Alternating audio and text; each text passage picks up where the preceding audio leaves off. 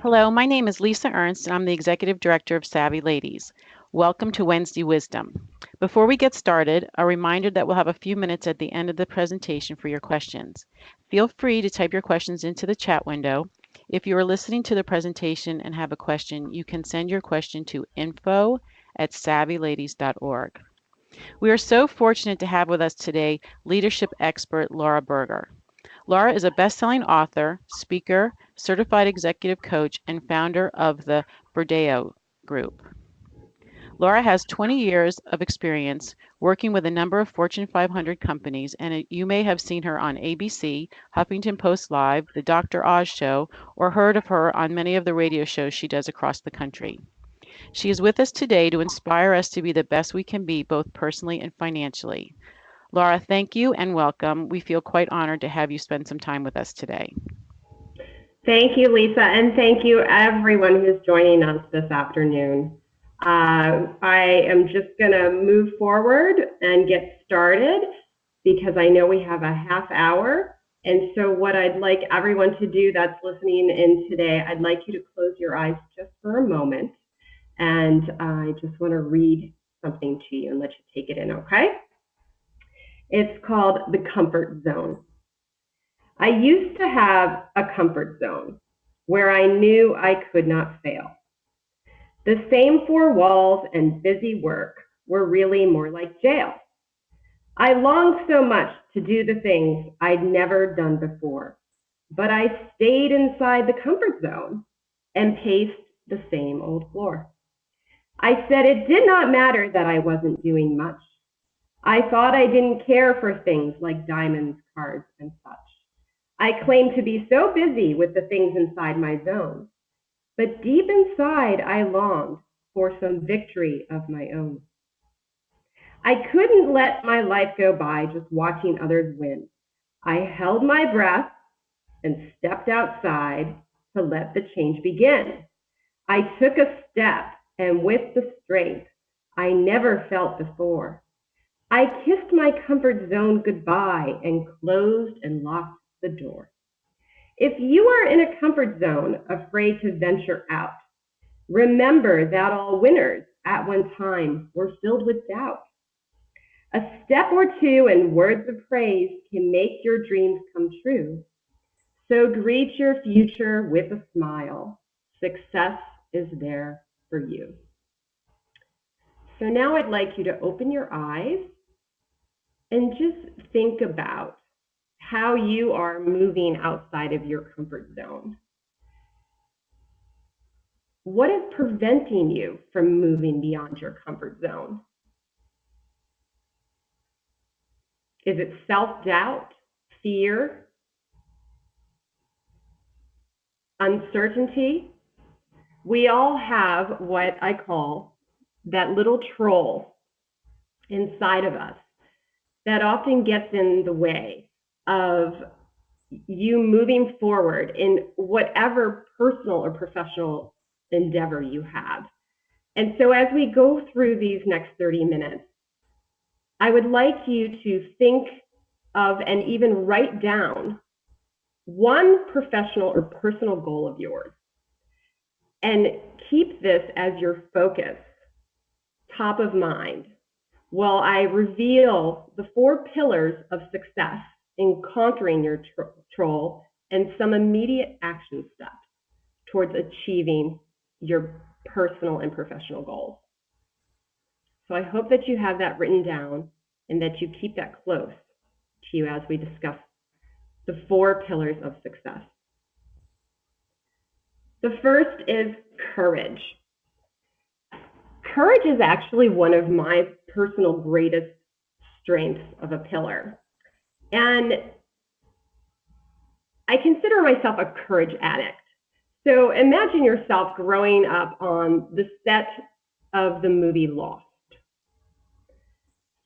and then moving at age 17, sight unseen, to the set of the movie Field of Dreams. Well, this was me at 17. At 17, I grew up in Honolulu, Hawaii, and I spent my days climbing coconut trees barefoot, running around the sand and enjoying the beautiful tropical environment. And at 17, I knew that I wanted more. And so I needed to move beyond my comfort zone. And in order to do that, I wanted to pursue an education. And that education brought me to the booming metropolis of South Bend, Indiana. So I moved from this set of loss to this beautiful but very different, unique scenery. And it certainly catapulted me out of my comfort zone. And to give you just an example of, how uncomfortable and what a new environment I was in, my second day on campus, I walked over to the dining hall barefoot and I got kicked out. And this was really devastating for a 17-year-old. I was being made fun of, and I couldn't understand it because my just upbringing and my culture was one where I was running around barefoot, and then I moved to a place where barefoot was not allowed. So I proceeded to go back to my dorm, and I cried, and I called my parents, and I said, I really I don't belong here. I don't fit in here. What was I thinking? And that is when the troll began to take over. That was the self-doubt and the fear of the unknown and the uncertainty that was surrounding me. And I was able to push through with courage and stay. And not only did I stay, when I actually graduated, I moved to Chicago and started house sitting. I had no money whatsoever, and I just knew that I wanted to look for work in downtown Chicago. So I started house sitting for a woman and found my first job as a director of an Alzheimer's facility managing 30-bed units. And I had an undergraduate degree in psychology. And so this was a huge deal for me. And then I wanted to move into consulting. And moving into consulting to work for a big four consulting firm with just an undergraduate degree in psychology was also another move beyond my comfort zone. And how was I going to go about that? So when I applied for the job, you can imagine that I got absolutely zero responses whatsoever. And I proceeded to call numerous times. And when I finally got someone to call me back, I said, I would like to speak to the hiring manager in charge of this position because I know that I can do this job. And the senior manager who spoke with me brought me in for an interview.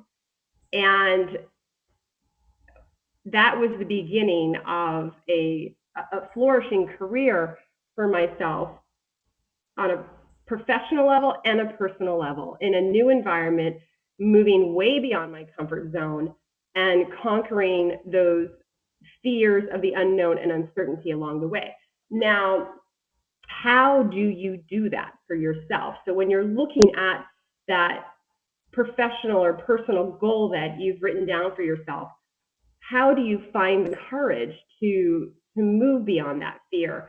And in working with leaders at Fortune 500 companies, it doesn't matter what level you are at. You could be the CEO or a line manager. And in my work with senior leaders, we all have this troll, and what has been very beneficial is to create a fear journal. Now, what is a fear journal? Think about, particularly if you're very type A personality, you like analytics and logic. And so when you start to write down all of your fears on paper, what is so incredibly amazing about it is how you can use that strength of that type A personality to look at your fears and see how irrational they actually are. Because the majority of our fears are indeed false evidence appearing real. And so taking those fears out of your head and getting them on paper in a journal format allows you to tackle them like you would a to-do list, right? We all have to-do lists and we like to cross things off of our to-do list.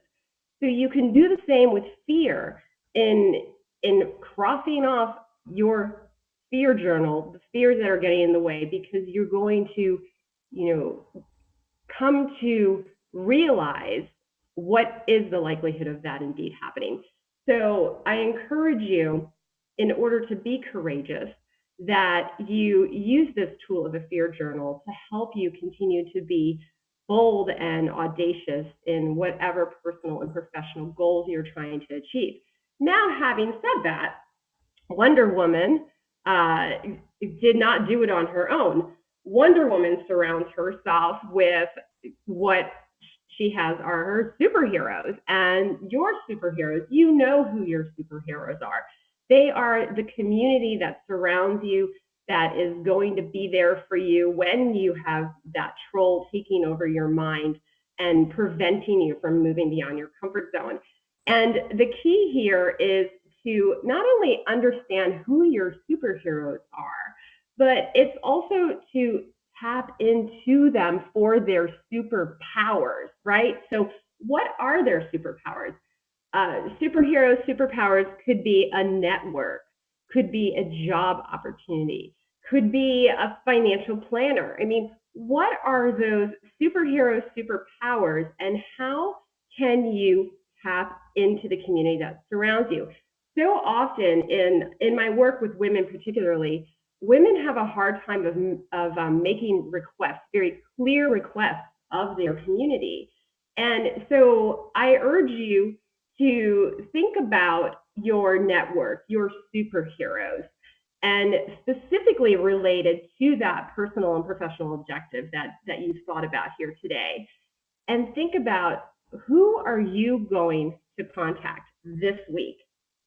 Write down 2 superheroes that you're going to reach out to by the end of this week as it relates to whatever that objective is that you are trying to achieve.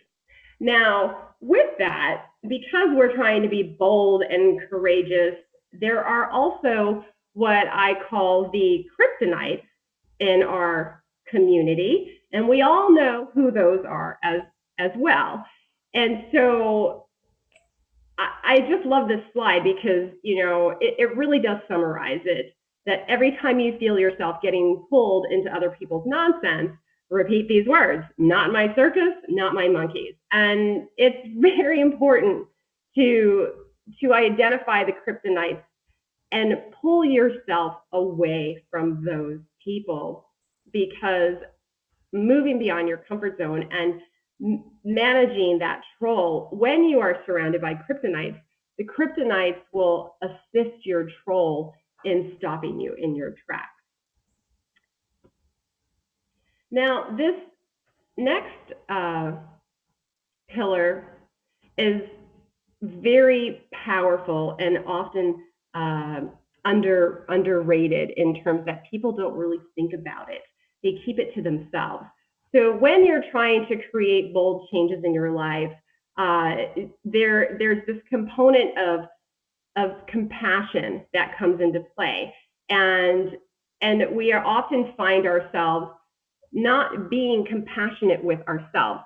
So to give you an example, when I was in the throes of my successful career, I actually at one point decided to chuck it all, and I dropped everything, my job, my title, everything, and I went on a radical sabbatical and moved from downtown Chicago to the jungle of Costa Rica.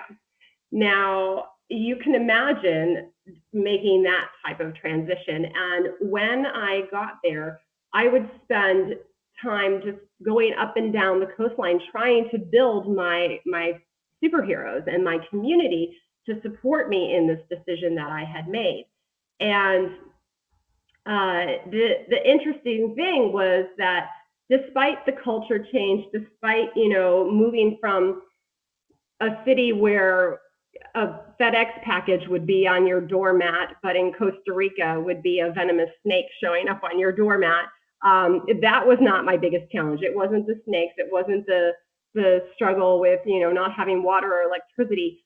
I was my biggest challenge, because I was beating myself up in the process for having made that decision, and all of the troll had basically taken over. And when the troll takes over, the power that the troll has to tell you that you did this wrong. It's kind of the shoulding all over yourselves, right? Like we're shoulding all over ourselves. I should have done this. I should have done that. I could have done this. I could have done that.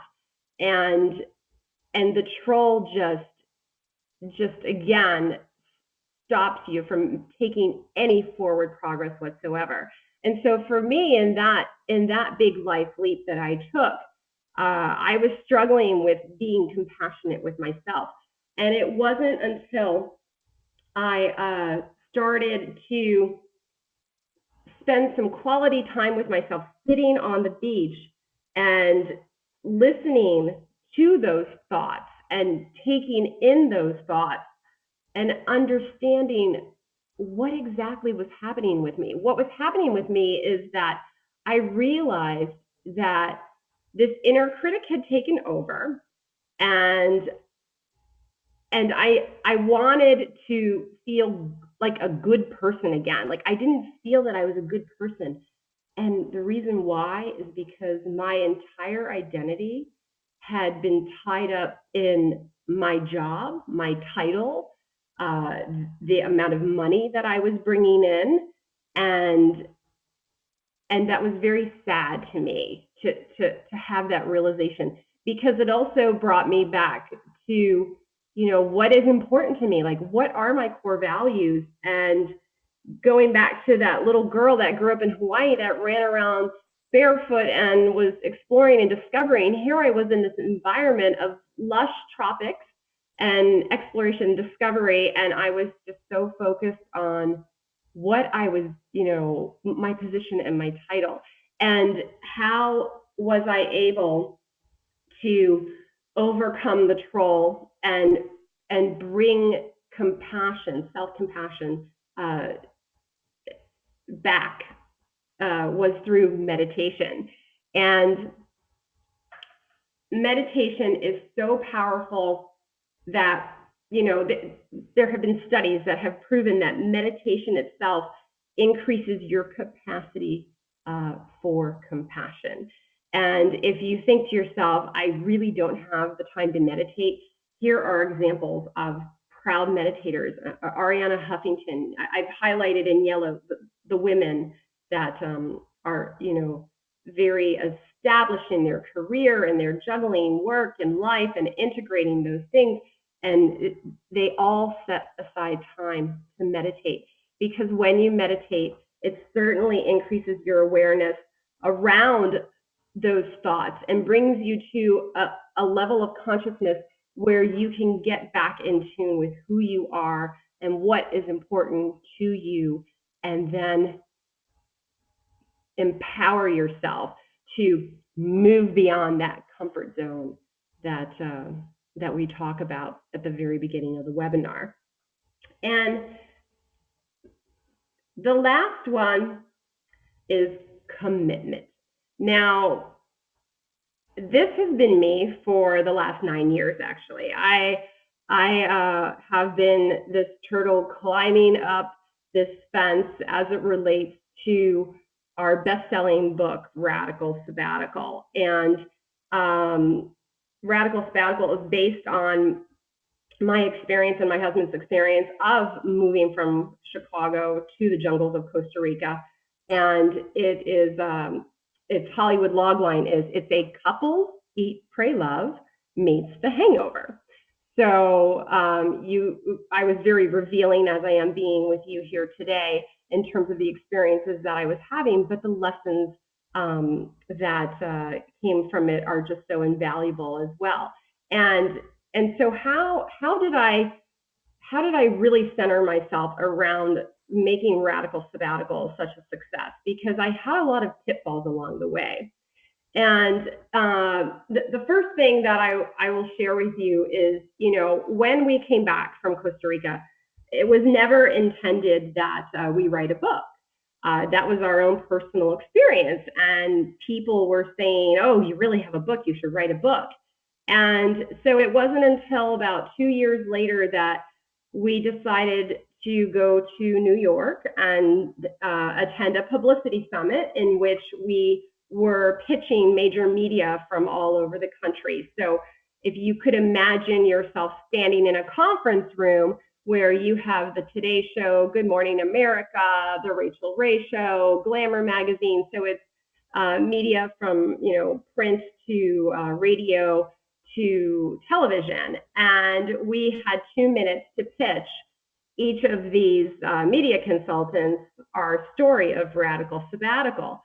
And when we finished that, we walked out of there, of course, exhausted and gratified because we had some good promises out of it, and we were so excited, and we had created that litmus test for, okay, let's move forward with radical sabbatical.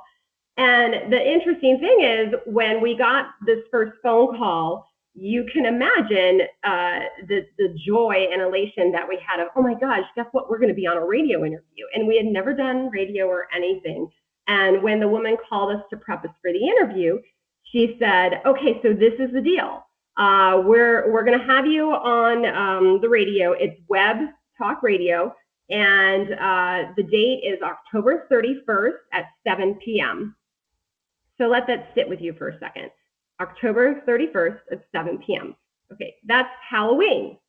And Halloween at 7 p.m., not too many people are listening to Web Talk Radio. And so we kind of looked at each other and we said, you know what, we got to do this, forward progress only. It was our commitment of, you got to start somewhere. You can't go from 0 to 100. So we decided that we were going to do the radio interview, and that interview turned into more interviews and television segments. But the big thing was the Dr. Oz show. When I got the call for the Dr. Oz show, I was just blown away. And it was Dr. Oz and Deepak Chopra together, and they asked me to come on stage and do a segment around meditation. And so I was sitting in the green room. I had been prepped for all the questions. So excited to be on stage. And my Dr. Oz Deepak episode turned into what I call the D3 debacle, the Dr. Oz Deepak debacle, because what ended up happening, to make a long story short, I didn't get to say anything. They zoomed in on me like I was Vanna White of me in the meditative state, and here I am, sitting right next to Deepak, and Dr. Oz was right there, and I had communicated this to the entire world that I was going to be on the Dr. Oz show talking to Deepak and Dr. Oz about meditation, and so this was devastating. I was embarrassed and humiliated, and at that point, my commitment level had wavered so much to moving this radical sabbatical and this vision of mine forward that I just completely went into a downward spiral. And so what did I do to ensure that my commitment did not waver? I actually tapped into my community, into those superheroes, because I knew that I had this best-selling book, and so we started asking people in our network and through social media to participate in a game called Where's Radical Sabbatical. So people started sending photos of radical sabbatical all over. From London to Morocco to Italy, and it really helped build me back up and help me stay committed to my professional goal of continuing to market radical sabbatical. So as again you move forward in your own personal and professional goal, think about your commitment and what you can do to create momentum around your commitment as you move forward. And so there are a couple of key takeaways from here. I most certainly say that, you want to turn it into a game, as we did with Where's Radical Sabbatical. And you can see here are just some examples of the photos of radical sabbatical that came in. So how can you turn whatever disappointment you may be experiencing into something fun and into a game, and tap into your superheroes to make that better for you. And then the second thing is to have a vision. So the photo here that you're looking at is a photo that my husband and I took after that publicity summit in Times Square. And this was, our vision. We want to see Radical Sabbatical on the big screen in Times Square. And now we're at a point with it that we have agents that are talking to us about turning it into a screenplay and a movie and also a sitcom. So for you personally, to help maintain your commitment, create a vision, whether that's through a vision board or a photo or whatever it is. Make that very real and tangible in your life. Hang it up. We have this, posted in our workspace, and I have vision boards. I'm looking at 4 vision boards right now that I have, and tap into your superheroes to help you in your pursuit of greatness, whether it's professional and personal. So with that, again, the pillars are courage, community, compassion, and commitment. And each and every one of these pillars are there to defend you against your trolls and empower you to take your life to the next level. So I thank you very much for joining in on this webinar, and that's my dog Frankie, who thanks you as well. And I would love to open it up for any questions, Lisa. Thanks, Laura. That was really great, and your puppy is very cute. Thank you. Here's one question. I try to meditate, but I can never make it a habit. How do you integrate it into your day? Sure. So, I think the word meditate is very relative. I mean, it's kind of, you can interpret it in many different ways. So, what has worked for me in my busy schedule is I will often wake up, and the first thing in the morning, I will pick a word or a mantra, I call it. And that will be the focus of my day. So, for example, this morning's word for me was prepared. I want to feel prepared. And so I kind of move throughout my day focused on preparedness, and just spending that 2 minutes lying there in bed around this mantra, and you can pick whatever it can be, that helps direct you where it's not like I have to spend 10 minutes a day. I mean, I don't want anyone to set themselves up for failure in the sense of, I just can't meditate because you're thinking meditation has to be 5 minutes a day. I also find myself walking to the beach and walking and meditating. So it's just, creating space for yourself in the littlest ways, but having a focused effort. And that's why I use the word mantra. Great, thanks. You're welcome. This one is from Catherine. I apologize, I might have come in a little bit late. Can you talk about the fear journal, how long you suggest someone should manage it, and how to make it work for you? Sure. So when I'm working with my clients, it's not something that is completely top of mind. It's just literally whatever the objective is that we're trying to focus on, look at it as a way to, I'm going to use this word, like kind of throw it up all on paper, right? And just kind of do a stream of consciousness, no judgment in writing things down. And then as you are going through whatever turmoil or when the troll is getting in the way, go back to that and look at it and see, okay, is this something that I can work with now, and how can I work with this? And I do find that your best bet in working through your fear journal is tapping into your superheroes, because Again, with my clients, they're bringing me in to help them uh, be more successful and move beyond their comfort zone. So it's nice to have an outside perspective to help you troubleshoot what fears are taking over. I don't think a fear journal is it's kind of like a to-do list, right? It's never ending. I mean, we're all human. We're always going to have fears. So you can't manage it like a project in that sense. The way you manage fear is increasing your awareness around it, and then taking actions that are positive as opposed and like inspired action as opposed to fear-driven action. Great. Thanks, Laura. Sure. I think we have time for one more. Um, I don't have a name with this one.